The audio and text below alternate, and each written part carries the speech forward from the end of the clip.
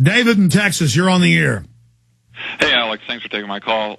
Listen, I work in finance and got a few quick stories for you. We had a client of ours go down to major bank downtown Houston to cash out a little over $100,000 in cash, and they didn't have it on hand, and he had to wait a week and got questioned. Actually, had to talk to the president in the location to have them actually release cash into his hand.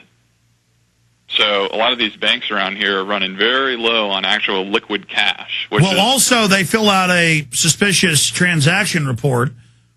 Do people really think the FBI for $5,000 wasn't already watching Governor Spitzer?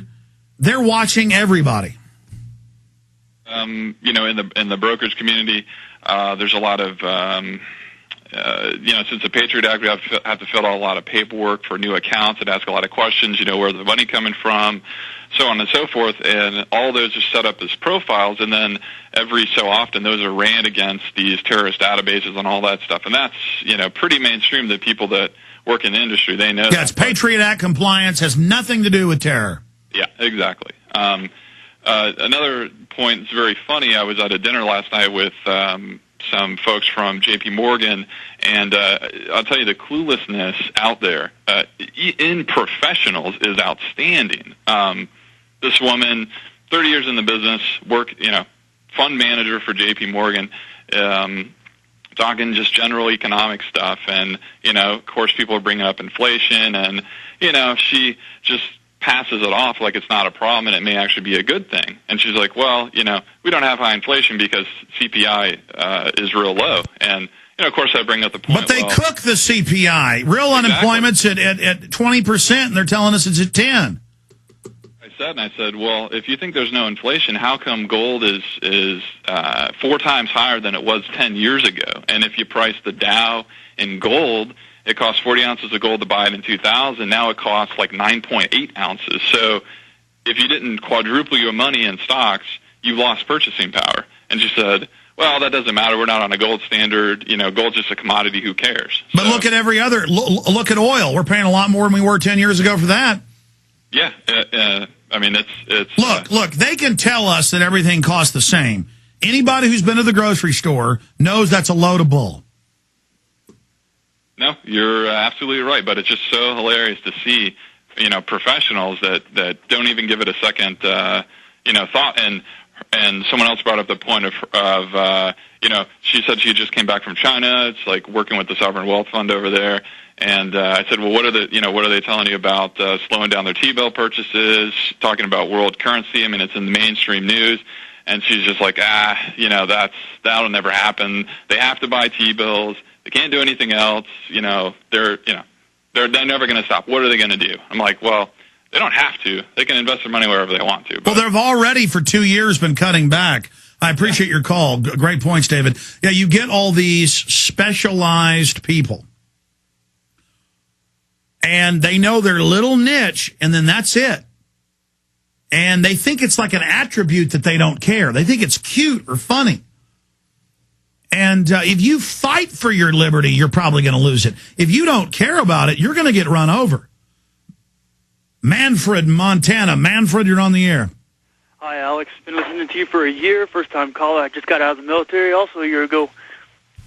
Welcome. Thank you, sir. I've got a question about the votes, the ballots. Yes.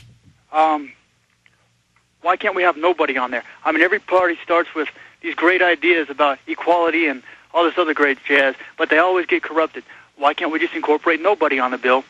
Well, the systems have never been perfect, but you have the very same special interest and the shadow government that's not even a shadow anymore. The National Security Council is advised by private interest, and they set the policy. If you hold politicians accountable on issues, like Glenn Beck's a politician. He's for the banker bailout bill, but then after he gets it, he then says he's against it. See, so you've got to go off politicians' voting records, off of political pundits' records. Do they flip-flop? as bad as our system is, it's because it's been overthrown.